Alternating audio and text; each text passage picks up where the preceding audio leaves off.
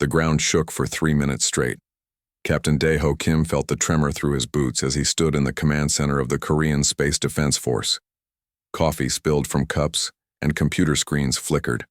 Outside, car alarms wailed across Seoul. "Sir, we have something big on the radar," said Lieutenant Bo-ra Song, her fingers flying across her keyboard. "Really big. It's coming down fast in the mountains near the DMZ." Dae-ho grabbed his jacket. "How big are we talking?" "About 1 kilometer long, sir. Maybe longer." The helicopter ride to the crash site took 2 hours. Dae-ho watched the smoke rising from between the peaks like a black pillar reaching into the sky. When they finally saw it, everyone in the helicopter went quiet. The thing that had fallen from space was not like any aircraft anyone had ever seen. It was long and curved, almost like a giant metal fish. Its surface was dark but seemed to shimmer and move when you looked at it. Parts of it were buried deep in the mountainside, and trees for miles around had been flattened. Dr. Hyjin Park was already at the crash site when Dae-ho arrived. She was a small woman with thick glasses who studied old civilizations, but now, she was staring at something that was definitely not old and definitely not from any civilization on Earth. "Captain Kim," she said, not taking her eyes off the massive ship. "I've been walking around this thing for an hour. The metal, it's not like anything we have. And look at these marks on the side." Dae-ho followed her to where strange symbols were carved into the hull. They looked almost like writing, but not from any language he knew. The symbols seemed to glow faintly in the dim mountain light. "We need to get inside," Hyejin said. "But carefully. We don't know if it's safe." They found an opening where the ship had cracked during the crash. Inside, everything was bigger than it should be. The corridors were wide enough for 3 people to walk side by side, and the ceiling was high above their heads. Strange lights glowed along the walls, giving everything a blue-green color. The air inside was warm and thick. It smelled like metal and something else they couldn't identify. Their footsteps echoed as they walked deeper into the ship. "The gravity feels normal," said engineer Tae-sung Lee, who had joined their exploration team. He was a practical man who built things for a living. "That's weird. How does a crashed ship still have gravity?" They found the control room near what they guessed was the front of the ship. Banks of strange computers lined the walls, their screens showing symbols and patterns that moved and changed. In the center of the room was a large chair, and in that chair was something that was definitely not human. The creature was tall, even sitting down. Its skin was pale blue and seemed to shine slightly. It had 4 arms and a long neck, and its head was larger than a human's. Its eyes were closed, and green liquid was leaking from wounds across its body. Hyejin approached slowly. "Hello," she said softly. "Can you hear us?"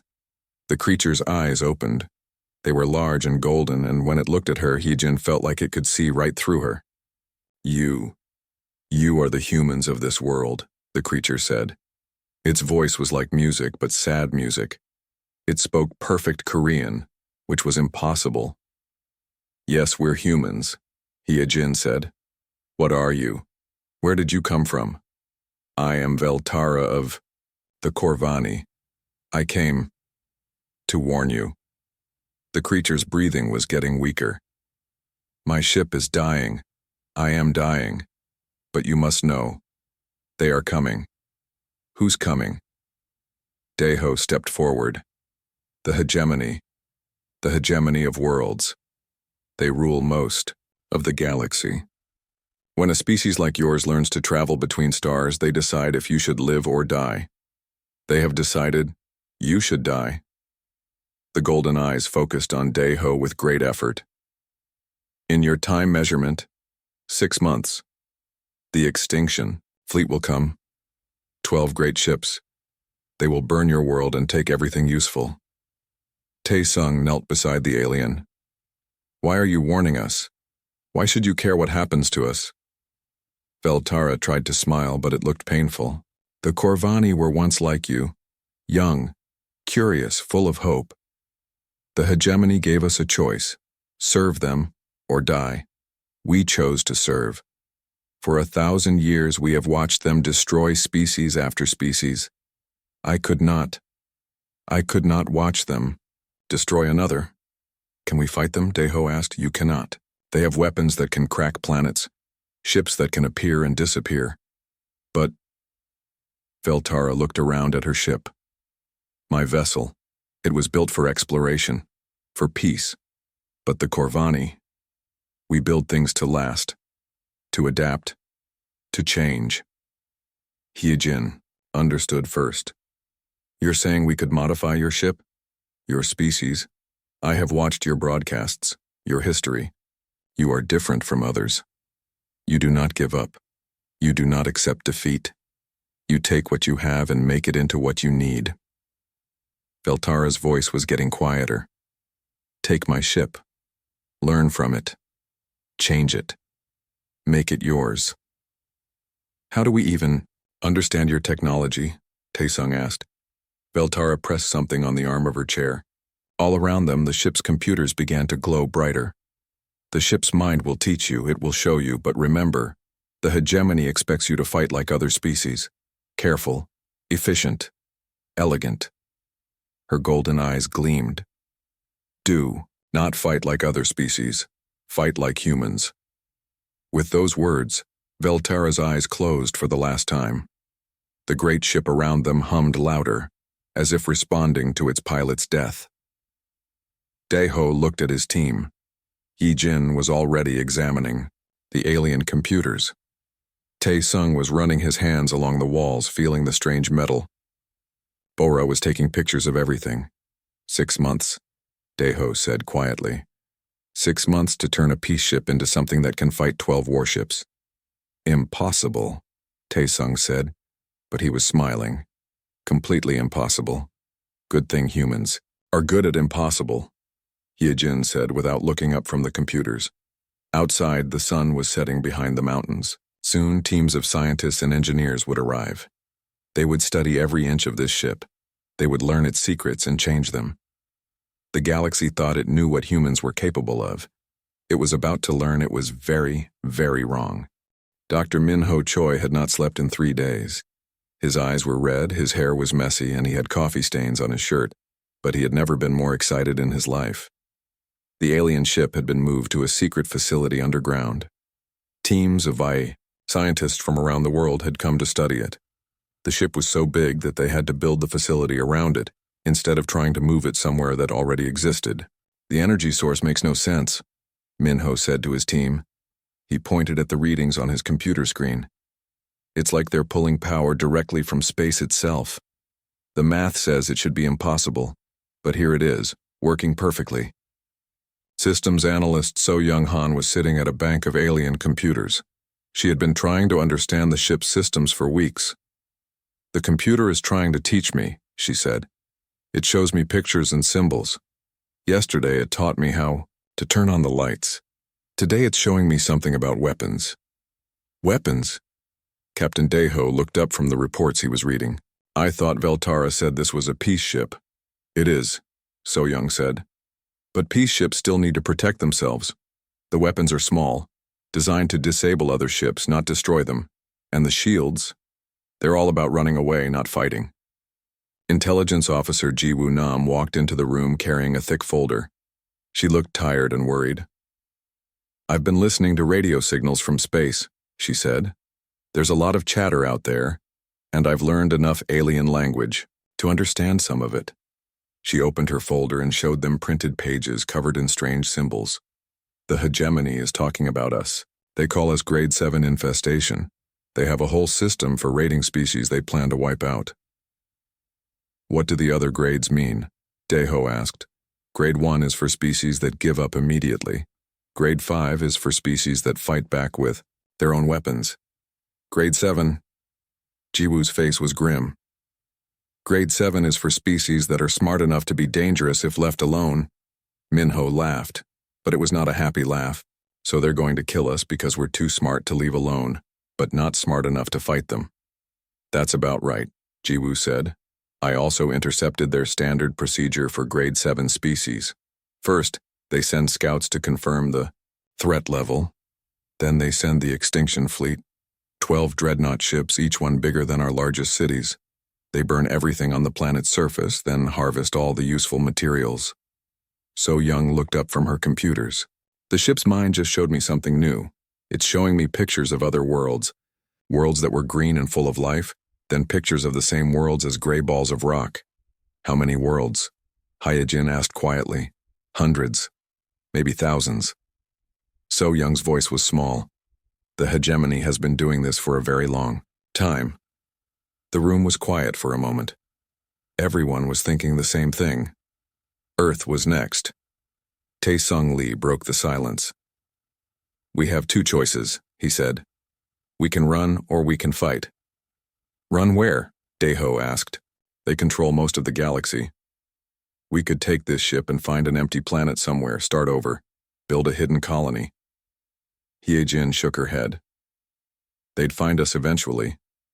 And what about everyone else on Earth? We can't save 8 billion people by running away. So we fight, Minho said. One diplomatic ship against 12 warships designed to destroy planets. Actually, Tae-Sung said slowly, it's not really a diplomatic ship anymore. Everyone looked at him.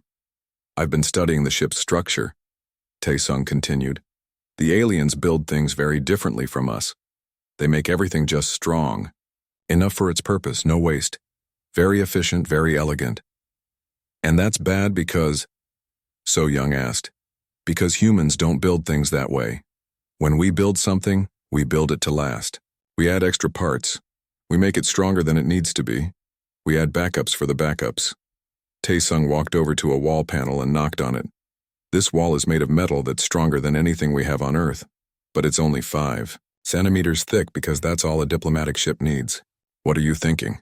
Daeho asked. I'm thinking this ship was designed to be modified. Veltara said the Corvani build things to adapt and change. Look at this. He showed them a section of the wall that had opened up to reveal empty space behind it. There are empty spaces everywhere.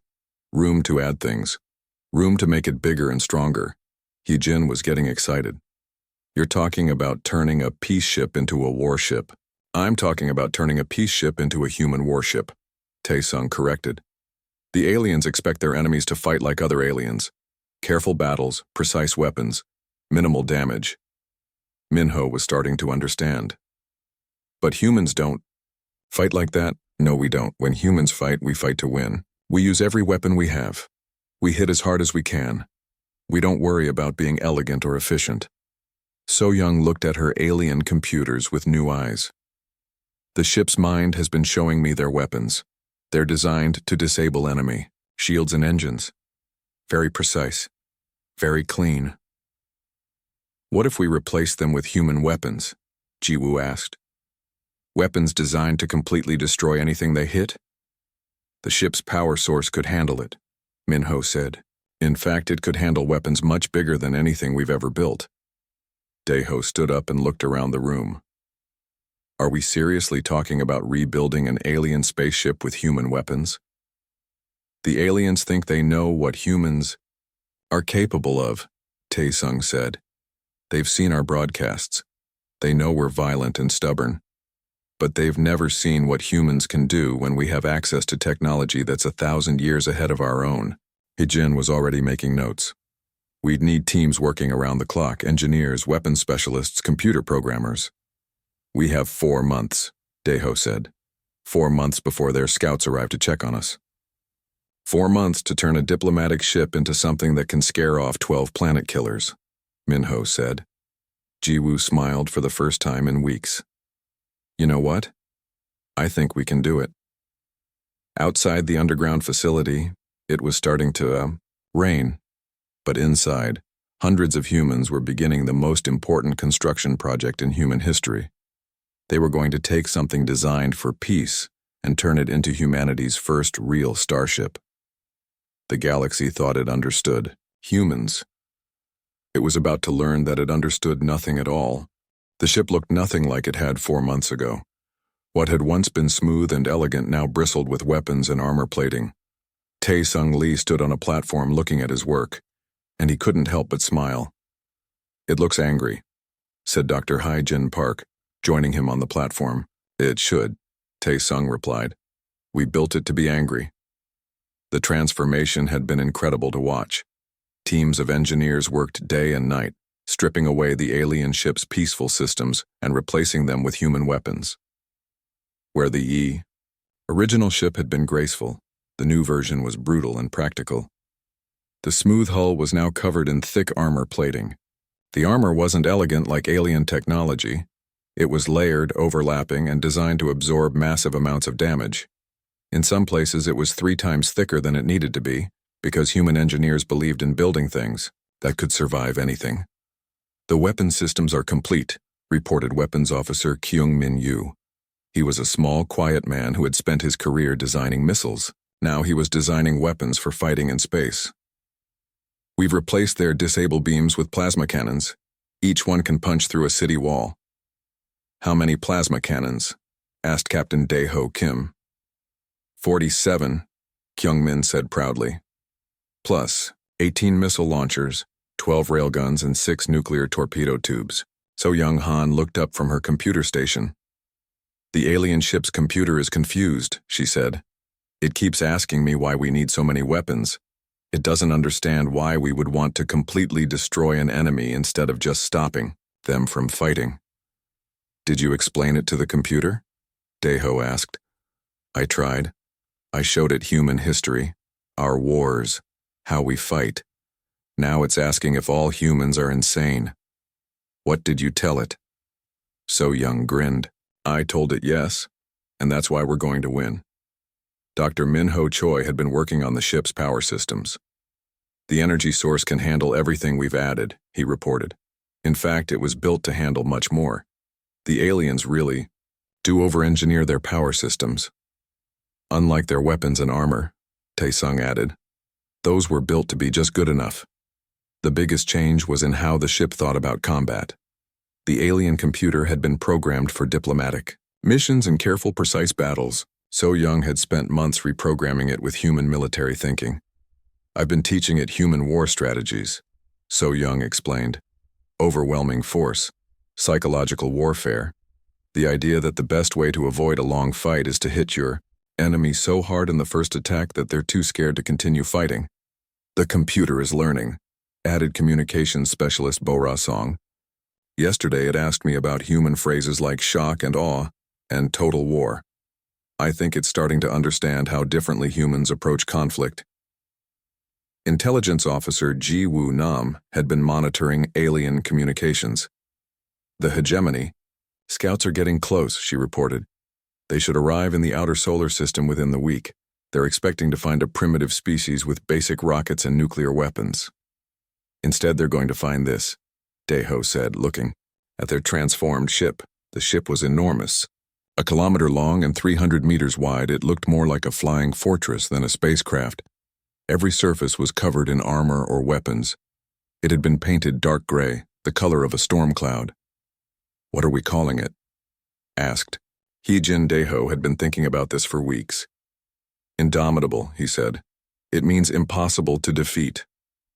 "I like it," Tae-sung said. "It fits." The changes weren't just on the outside. The inside of the ship had been completely redesigned for human use. The wide corridors were now filled with armor plating and defensive systems. Every important system had backups, and those backups had backups. "Redundancy is key," Tae-sung explained to a group of new crew members. "If something breaks, we fix it and keep fighting. If it breaks again, we have another way to do the same job. Human engineering doesn't accept failure." The crew quarters had been designed for long battles. Unlike the aliens, who seemed to expect short, polite conflicts, humans prepared for wars that could last for years. The ship could support its crew for months without resupplying. The aliens designed their ships expecting to fight other civilized species, Wani explained Min-ho to his engineering team. "Species that follow rules. Species that accept defeat gracefully. We're not designing this ship to fight civilized aliens." "What are we designing it to fight?" asked one of the younger engineers. "Everything," Min-ho replied.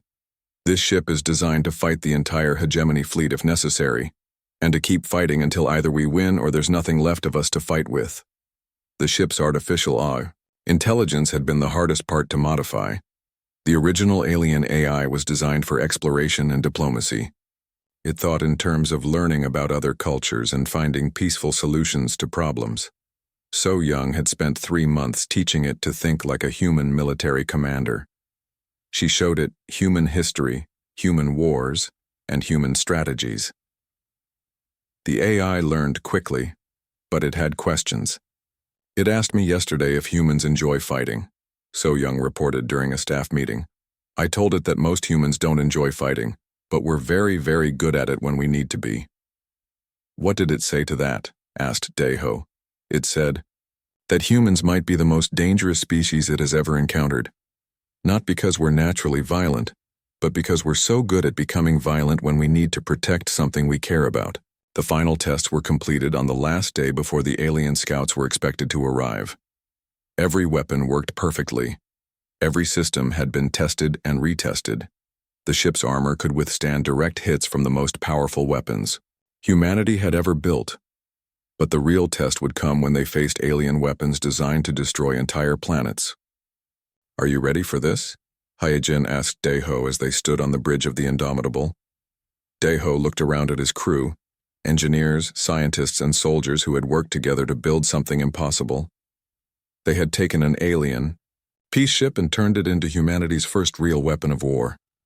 The aliens think they know what humans are capable of, he said. They've studied our broadcasts and our history. They think they understand us. He looked out through the bridge windows at the stars. Somewhere out there, alien scouts were approaching Earth, expecting to find primitive humans with simple weapons. They're about to learn that they don't understand humans at all. The Indomitable powered up its engines. It was time to introduce the galaxy to human engineering. The alien scout ships appeared at the edge of the solar system exactly when Jiwoo Nam had predicted they would.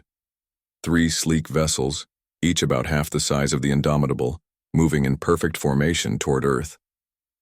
Captain Daeho Kim watched them approach on the bridge's main screen. They're beautiful, he said quietly. The alien ships were nothing like the rebuilt Indomitable.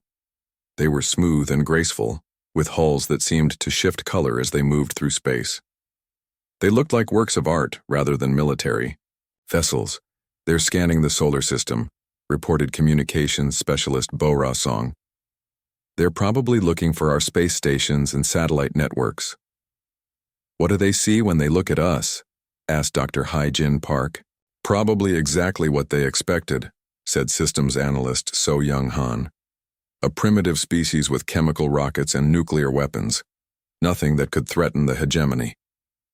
The Indomitable was hiding behind Earth's moon, its systems running, silent. To any outside observer, it would look like just another large asteroid. They're not even being careful, observed Weapons Officer Kyungmin Yu. They're flying in a straight line, making no attempt to hide. They don't think we're dangerous enough to worry about. Intelligence Officer Jiwoo Nam was listening to the aliens' communications. They're talking to each other, she reported. The lead ship is called the Seeker. The commander is discussing how to proceed with the survey. What are they saying? Daeho asked. They're debating whether they need to do a full survey or if they can just confirm that Earth has no space-based weapons and file their report.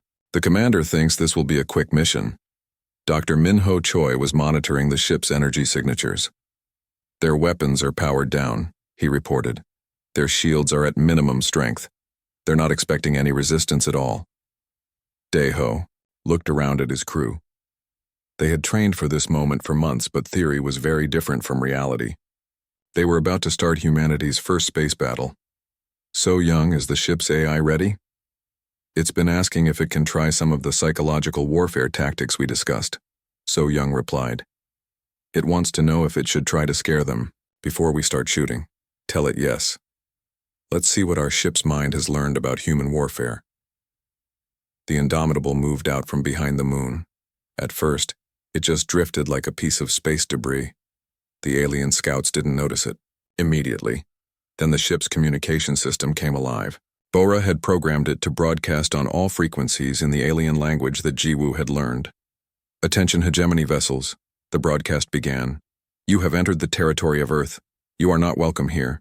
Leave immediately or face destruction. The alien ship stopped moving.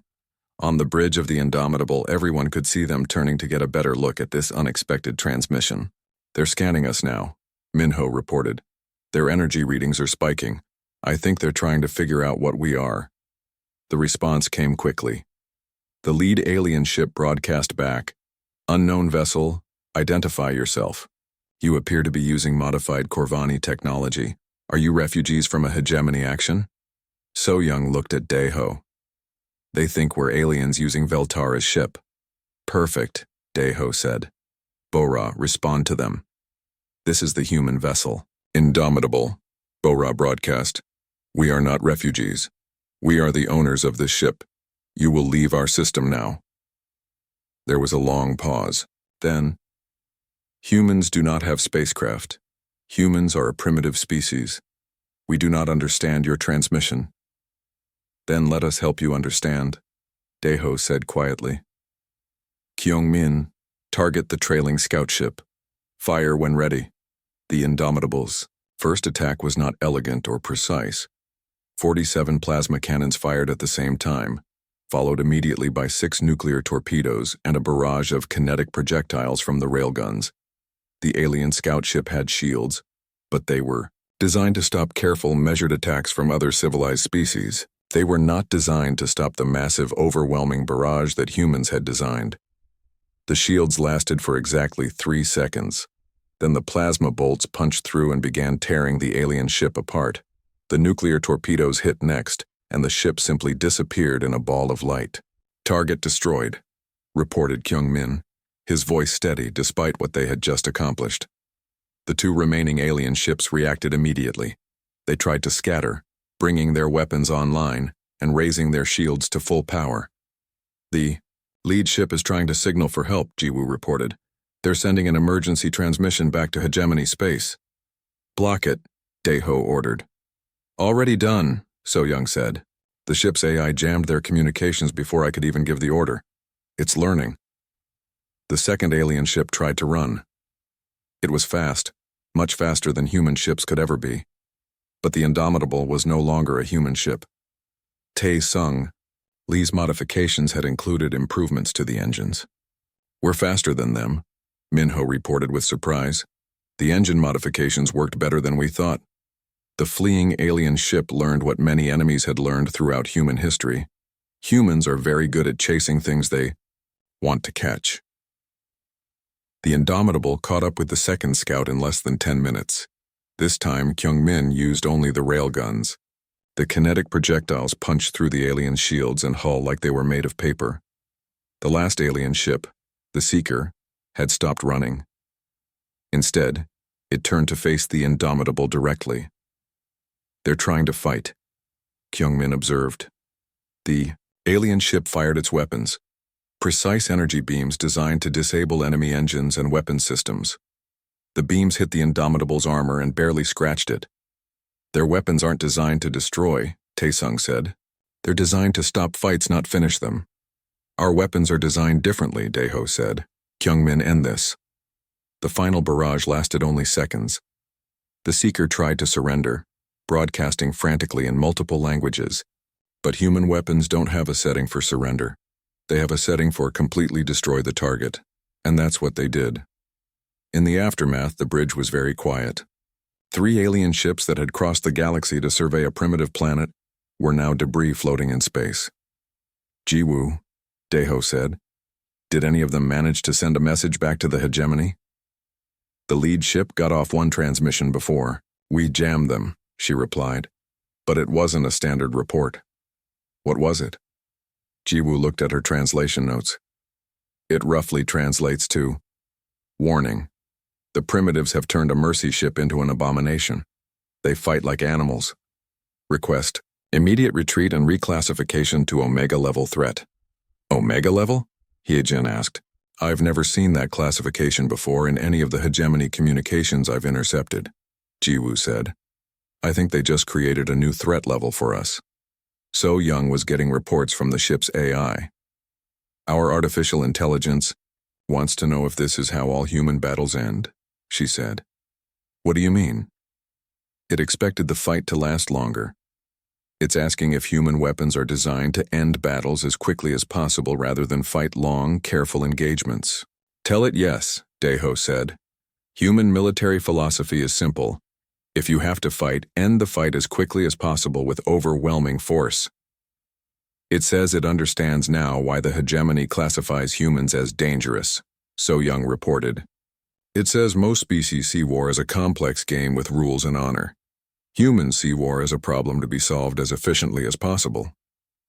Deho looked out at the debris field that had once been 3 hegemony scout ships.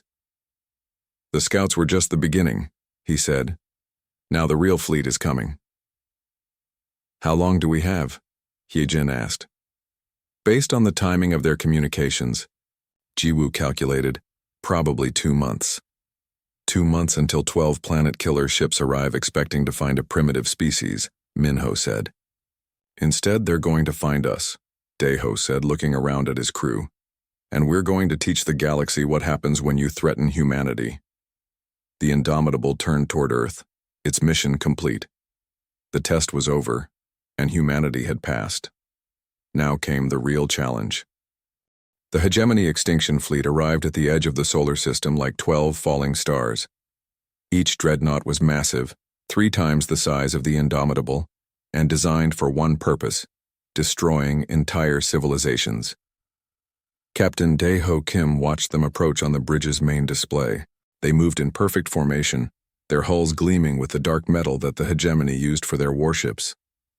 "They're beautiful and terrible," said Dr. Hyejin Park, standing beside him. 12 ships, reported Intelligence Officer Jiwoo. Damn.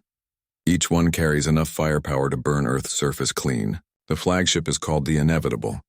Its commander is Admiral Korthax. "What are they doing?" asked Weapons Officer Kyung-min Yu. "They're not heading directly for Earth," observed Dr. Min-ho Choi. "They're spreading out, surrounding the solar system.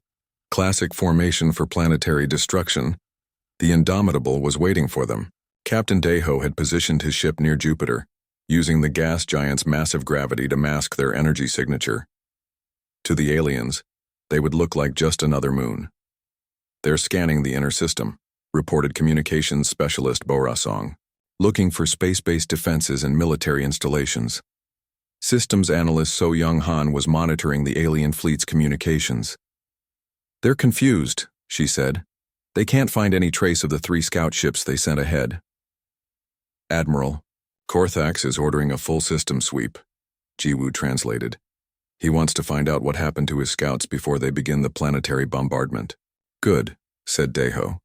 "That gives us time to implement the plan." The plan was pure human thinking.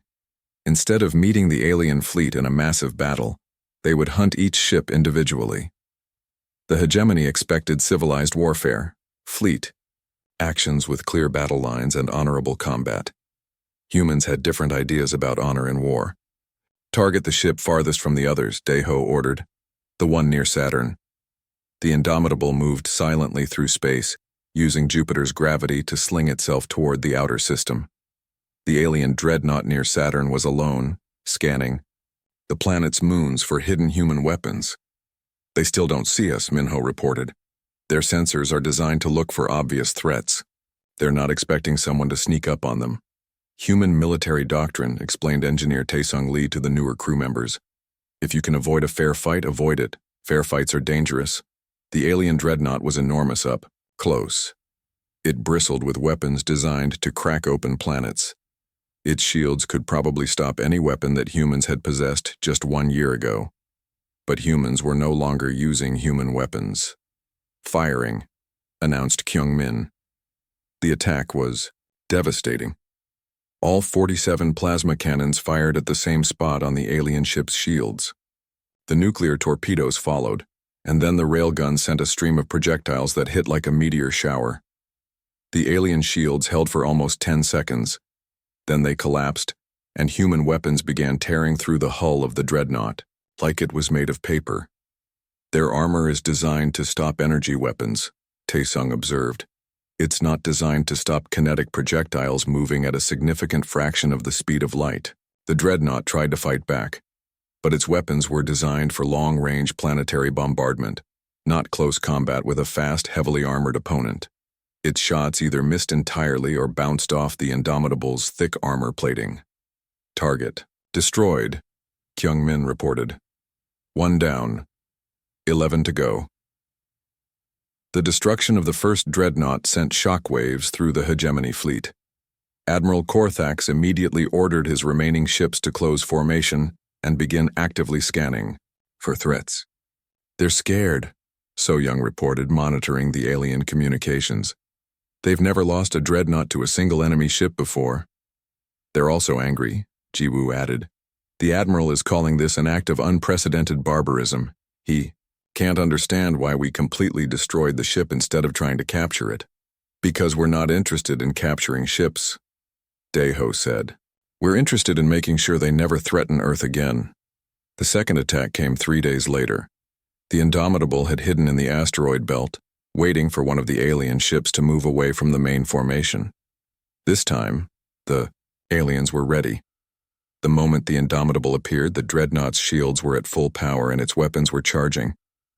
It didn't matter. Human weapons had been designed by people who understood that the enemy would be ready for them. The plasma cannons and railguns could punch through any shield that the hegemony had ever built.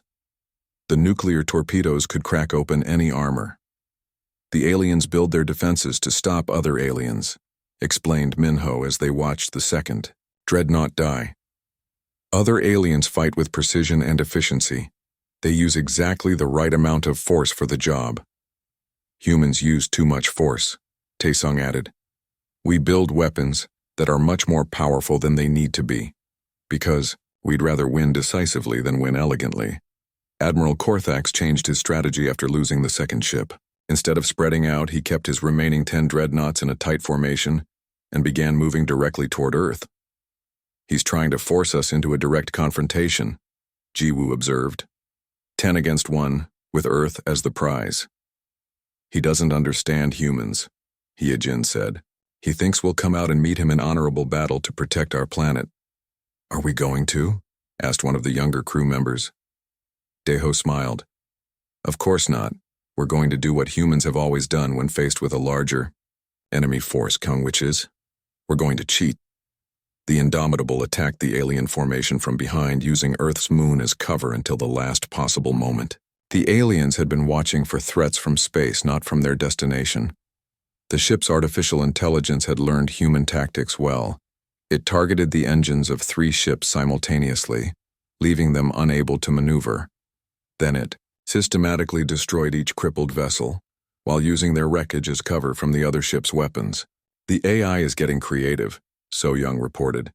"It's using debris from destroyed ships as weapons, launching chunks of wreckage at the remaining vessels." "It asked me yesterday if humans invented the concept of using an enemy's strength against them," Bora added. "I told it humans didn't invent it, but we perfected it." The battle continued for 6 hours. The alien dreadnoughts were powerful, but they had been designed to fight other civilized species that followed the rules of warfare. They were not designed to fight an enemy that treated war as a problem to be solved rather than a contest to be won honorably. When the dust settled, 9 of the 12 dreadnoughts were floating debris. The flagship, Inevitable, and 2 escort vessels remained. Admiral Korthax tried one last desperate strategy. Instead of fighting the Indomitable, he ordered his remaining ships to begin bombarding Earth directly. That was his mistake. He just threatened our home, Daeho said quietly. Now it's personal. The final attack was not tactical or strategic. It was pure human fury. The Indomitable charged straight through the alien formation, ignoring the weapons fire that hammered against its armor. It rammed directly into the flagship at a significant fraction of the speed of light. The collision should have destroyed both ships. Instead, the Indomitable's human-designed armor absorbed the impact and kept the ship intact, long enough for Kyung-min to fire every weapon at point-blank range directly into the heart of the alien flagship. The Inevitable lived up to its name, by inevitably being completely destroyed. The last 2 alien ships tried to surrender. They broadcast frantically in every language they knew, offering to withdraw and never return. "What do we do?" asked Hyejin. Daeho looked at the display showing the two remaining ships. They were badly damaged and no longer a threat to Earth. But they were still hegemony vessels, still part of the empire that had planned to murder every human being alive. "Bora, open a channel to the surviving ships," he ordered. "Channel open, sir." "This is Captain Dae-ho Kim of the human vessel Indomitable," he broadcast. "You came to our system to destroy our world and kill our people. We have shown you what happens when you threaten humanity. You will return to hegemony space with this message: Earth is under human protection. Any species that threatens human worlds will face the same fate. We don't fight to conquer. We fight to ensure you never forget why you should leave us alone." The two alien ships jumped to faster-than-light travel immediately, racing back toward hegemony space with their warning. In the aftermath, the bridge of the Indomitable was very quiet. Around them floated the debris of what had been the most powerful military force in the galaxy. "So, Young," Dae-ho said, "what does the ship's AI think about what we just accomplished?" "It says it finally understands why Veltara told us to fight. Like humans," So Young replied. "It says most species in the galaxy see war as an art form, something to be conducted with precision and grace. And humans? Humans see war as a job that needs to be done as quickly and thoroughly as possible. It says that makes us the most dangerous species it has ever encountered." 6 months later, Dr. Min-ho Choi presented his report to the United Earth Council. The Indomitable had become something unprecedented in galactic history. A single vessel that had caused an entire interstellar empire to reclassify an entire species from infestation